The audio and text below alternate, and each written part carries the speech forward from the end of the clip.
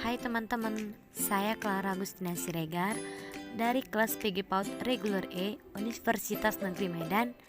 Di sini saya akan menjelaskan salah satu aliran filsafat, yaitu aliran filsafat idealisme. Sebelum saya lanjut tentang aliran filsafat idealisme, pertama-tama saya akan menjelaskan apa itu filsafat. Baiklah, filsafat berasal dari bahasa Yunani, yaitu philosophos, di mana terdiri dari kata philo dan sophos, di mana philo berarti cinta dan sophos berarti kebijaksanaan. Jadi, filsafat adalah cinta kebijaksanaan atau kebenaran. Filsafat sering pula diartikan sebagai pandangan hidup. Filsafat merupakan induk atau sumber dari segala ilmu, karena filsafat mencakup segala sesuatu yang ada di alam semesta ini. Ajaran filsafat adalah hasil pemikiran seseorang atau beberapa ahli filsafat tentang sesuatu secara fundamental. Dalam memecahkan suatu masalah, terdapat perbedaan di dalam penggunaan cara pendekatan. Hal ini melahirkan kesimpulan-kesimpulan yang berbeda pula, walaupun masalah yang dihadapi sama. Perbedaan ini dapat disebabkan pula oleh faktor-faktor lain, seperti latar belakang pribadi para ahli tersebut, pengaruh zaman, kondisi, dan alam pikir manusia di suatu tempat. Ajaran filsafat yang berbeda-beda tersebut oleh para peneliti disusun dalam suatu sistematika dengan kategori tertentu, sehingga menghasilkan klasifikasi. Dari sinilah kemudian lahir apa yang disebut aliran filsafat. Aliran-aliran tersebut antara lain adalah aliran filsafat idealisme, aliran filsafat perennialisme, aliran filsafat esensialisme, aliran filsafat progresivisme, dan aliran filsafat pragmatisme. Nah, sekarang saya akan membahas tentang aliran idealisme. Idealisme adalah salah satu aliran filsafat pendidikan yang berpahaman bahwa pengetahuan dan kebenaran tertinggi adalah ide. Idealisme menganggap bahwa yang konkret hanyalah bayang-bayangan yang terdapat dalam akal pikiran manusia. Kaum idealisme sering menyebutnya dengan ide atau gagasan. Metode yang digunakan oleh aliran idealisme adalah metode dialektik, syarat dengan pemikiran, perenungan, dialog, dan lain-lain, dan akan menjadikan suasana proses belajar mengajar menjadi aktif atau active learning.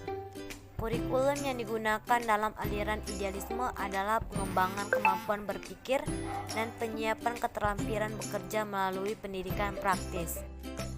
Idealisme merupakan suatu aliran yang mengedepankan akal pikiran manusia, sehingga sesuatu itu bisa terwujud atas dasar pemikiran manusia. Dalam pendidikan, idealisme merupakan suatu aliran yang berkontribusi besar demi kemajuan pendidikan. Hal tersebut bisa dilihat pada metode dan kurikulum yang digunakan. Idealisme mengembangkan pemikiran peserta didik sehingga menjadikan peserta didik mampu menggunakan akal pikiran atau idenya dengan baik dalam mengembangkan ilmu pengetahuan.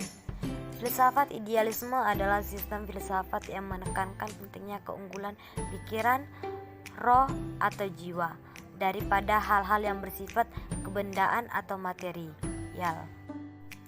Pandangan-pandangan umum yang disepakati oleh para filsuf idealisme yaitu jiwa atau soul manusia adalah unsur yang paling penting dalam hidup, dan hakikat akhir alam semesta pada dasarnya adalah non-material. Jadi secara umum idealisme adalah pandangan yang menganggap hal yang terpenting adalah dunia ide-ide, sebab realitas yang sesungguhnya adalah dunia ide-ide tersebut. Ide-ide tersebut bisa berupa pikiran-pikiran manusia rasional, bisa juga berupa gagasan-gagasan kesempurnaan, seperti Tuhan dan moral tertinggi. Prinsip-prinsip aliran filosofi idealisme. Realitas tersusun atas substansi sebagaimana gagasan-gagasan atau ide. Realitas atau kenyataan yang tampak di alam ini bukanlah kebenaran yang hakiki, melainkan hanya gambaran atau dari ide-ide yang ada dalam jiwa manusia. Idealisme berpendapat bahwa manusia menganggap roh atau sukma lebih berharga dan lebih tinggi daripada materi bagi kehidupan manusia. Idealisme berorientasi kepada ide-ide yang teosentis atau berpusat kepada Tuhan, kepada jiwa, spiritualitas, hal-hal yang ideal atau sebuah cita, dan kepada norma-norma yang mengandung kebenaran mutlak. Implikasi aliran filsafat pendidikan idealisme terhadap pendidikan. Hakikat pendidikan.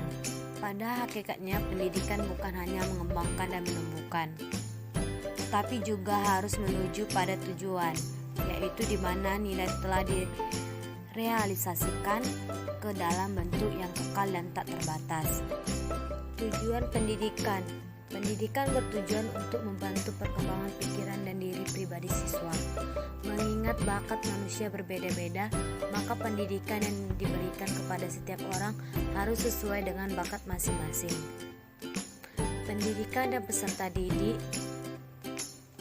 Pendidik bertanggung jawab dalam menciptakan lingkungan pendidikan melalui kerjasama dengan alam. Peserta didik bebas untuk mengembangkan kepribadian, bakat, dan kemampuan dasarnya. Kurikulum pendidikan idealisme berisikan pendidikan liberal dan pendidikan vokasional atau praktis. Metode aliran idealisme diutamakan adalah metode dialektika atau saling mengaitkan ilmu yang satu dengan yang lain. Tetapi jika ada metode lain yang efektif dan mendukung dapat dimanfaatkan. Itu saja yang dapat saya sampaikan. Terima kasih.